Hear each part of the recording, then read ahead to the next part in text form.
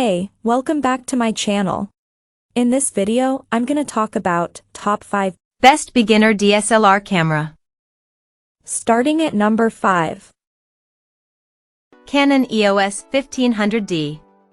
This is one of the cheapest DSLRs in Canon's current lineup, which also makes it a very cost-effective way to get access to an endless assortment of lenses, flash guns, and other accessories.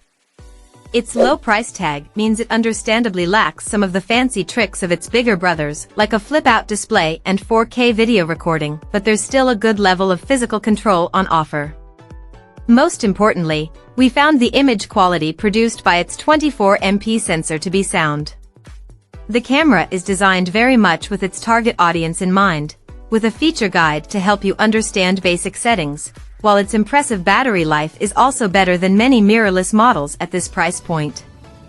During our review, we found it a well-rounded first-time option for those on a budget, with features such as Wi-Fi, NFC, and full HD video rounding out the specs.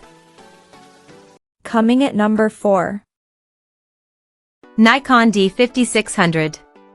Here's another beginner DSLR that is holding its own against the rise of mirrorless cameras. The D5600 is a step up from Nikon's D3000 series models, with set of specs strong enough to rival the likes of the Canon EOS Rebel T8i/EOS 850D, see above.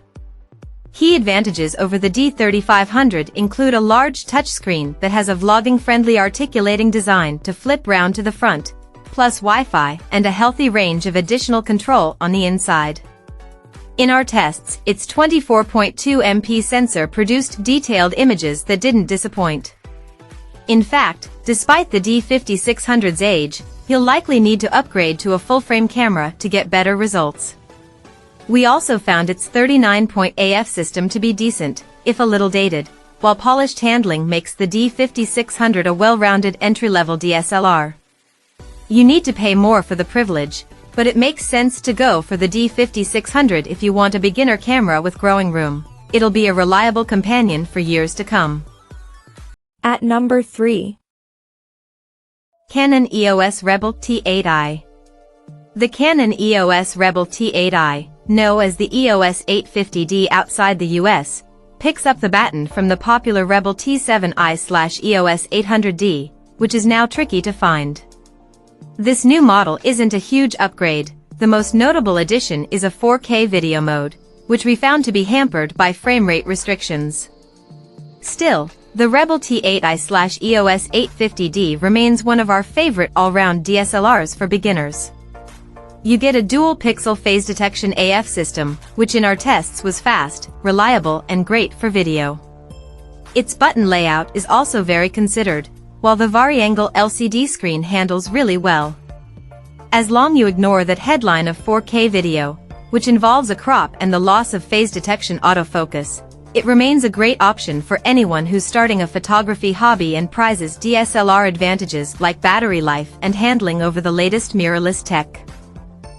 Number 2 of my list. Canon EOS Rebel SL3. The EOS Rebel SL3, also known as the 250D and 200D Mark II outside the US, isn't Canon's cheapest DSLR, but we think it offers a great blend of features, performance, and value. For a start, it's the smallest and lightest DSLR with an articulating screen, which means it isn't an intimidatingly large as some of its rivals.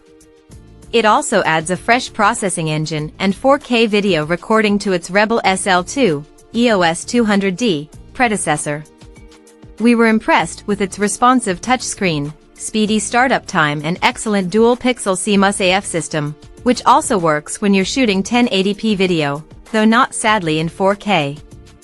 Its 5 frames per second burst shooting can't compete with the latest mirrorless cameras, so those who like to shoot sports or action should look elsewhere. But for our money, the EOS Rebel SL3/EOS 250D makes slightly more sense than Canon's super-budget DSLRs like the EOS Rebel T100, also known as the EOS 4000D/EOS 3000D, if you can afford to pay that bit more. And number 1. Nikon D3500. Nikon has officially ceased production of the D3500, but it remains an excellent option for those who are new to photography. Building on the foundation laid by the D3400, it adds a handful of extra perks. Battery life is one of them. Unlike power-hungry mirrorless models, we found in testing that the D3500 could capture more than 1,500 images between charges, way ahead of most other DSLRs. We found that the 24MP sensor was capable of delivering excellent image quality, too. Nikon also revised the body and control layout of the D3500 compared to previous generations, which we think makes it nicer to handle and easier to use. The Useful Guide mode takes the first-time user's hand and walks them through all the key features in a way that makes everything easy to understand. We still think the Nikon D3500 is the best DSLR option for new photographers. If you're just getting started and can find one in stock, we reckon you will as well. Check out this video description for latest price and more informations.